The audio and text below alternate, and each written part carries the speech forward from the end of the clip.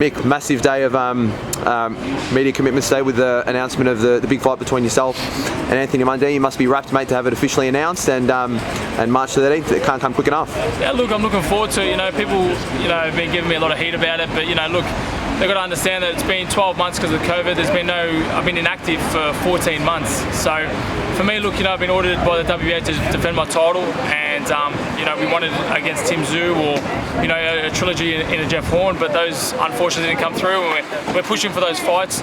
But Mundine was the other one that really wanted to step up and say, I want to fight Zerafa. So I left it with my team, and I just train in the gym. I don't even focus on it. So they're attacking the wrong person, to be honest. But look, I just enjoy the journey, and I'm looking forward to March 13 to be back in the ring under the lights against a legend in the sport. He's not only dominated boxing, he's dominated rugby as well. So people forget, he's a legend, probably one of the greatest athletes in Australia. So you got to give credit where credit's due. And again, like I said, I'm just training. I'll be in tip-top shape, and I just can't wait to get out there, man. It seems like Chalk's pretty fired up for this fight too, Mick. Seems like you got under his skin. You've awoken the beast, mate. He wants one last hurrah. He said if he does lose, it will be his final fight, but he seems to think he can get the victory against you, Mick. So I seem to have the power to get under everyone's skin. Look, I just talk facts, and a lot of people, get on the bandwagon of whoever they're following, which is completely fine. But look, it's a sport, it's a business, and people think I can just pick up the phone and call Canelo Alvarez and say, hey, mate, we're coming over because we're fighting next week. Unfortunately, it doesn't work like that, or else I would. I don't have to prove how big my balls are. I've been in there with guys like Cal Brooks, Peter Quillen, Jeff Horn twice. I'm calling out Tim Tszyu.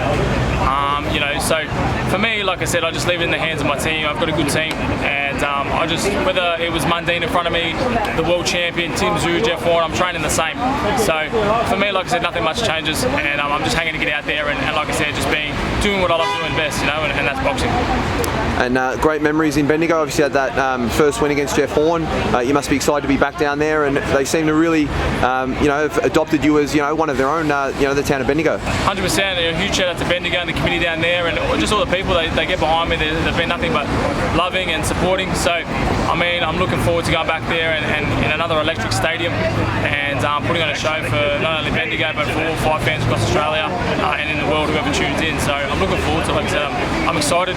I've wanted this fight since I was 14 years old, and I reached out to him when I was a kid, said I'm going to knock you out one day, and now I get my chance. So for me, this is a bit of a legacy fight. It's beyond the fight for me as well. So I'll defend my belt, move up in the rankings, and look forward to what's bigger and better. And a lot of people get, like I said, a bag in the fight and whatnot, but who am I to say that Mundine's past his best? Everyone tuned in the other night to watch, Mark Hunt, who's older, and Paul Gallen go toe-to-toe, and Mike Tyson and Roy Jones Jr., two of the best. So, people bagging his age and whatnot, but if he's passing his medicals and, he's fit, he's recovering right, eating right, doing everything correctly, there should be no excuses. So, like I said, I just leave it to my team and just go out there and do what I got to do.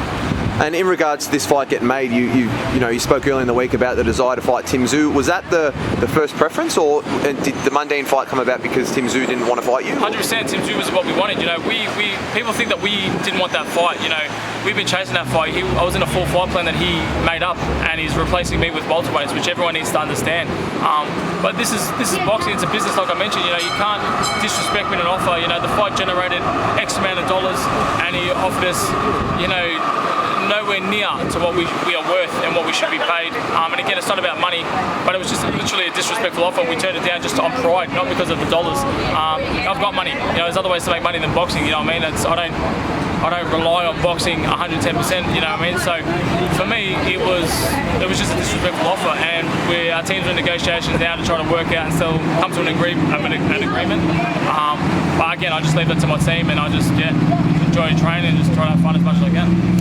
And a bit of fun today with Chalk, a bit of toing and froing verbally. You guys seem to get on pretty well, but also there's a bit of feeling in this one too. I think both you guys are confident fighters and like to talk a bit of trash pre-fight. So who's going to win the war of words in the lead up to this fight? Look, it's a good battle of ego, I think. But look, Mundine, he's a master at it, and you know, I mean, for me, like I said, I just talk facts. I don't try to upset anybody. I just believe in my ability. I know how hard I work, and win, lose or draw, I go in there, you know, thinking I'm gonna win every fight, you know. And if it doesn't go my way, unfortunately, it doesn't go my way. But like I said, I train hard. I do all the right things. I've dedicated my whole life to this sport, and I just want to like go out with a bang. You know, my name's Zerafa. I want it to be a legacy name like a Mundine or, you know, like a Green or these guys overseas, Roy J. Juniors and stuff. And that's all I want, you know. And I've got to thank obviously Brian Armintruder and Sam Laguna for obviously giving me that opportunity and making this fight happen. And I just enjoy the training camps now, and obviously Christmas, but we're training right through, so there's no days off for us and the team at Team Alice. Awesome, Mick. Can't wait to see you back in the ring, mate. Have a safe Christmas, mate, and congratulations on getting this fight over the line. As we said, can't wait to see you back in the ring, and you know, hopefully it's going to be a great fight between you and Chalk. I appreciate it, and obviously thanks ABC for always getting behind us. The best boxing media, yeah, that's the word. Boxing media coverage that, you know, get around all the fighters evenly. And again, Merry Christmas to all. Hope you have a safe and Happy New Year, and let's bring on 2021. Cheers, Mick.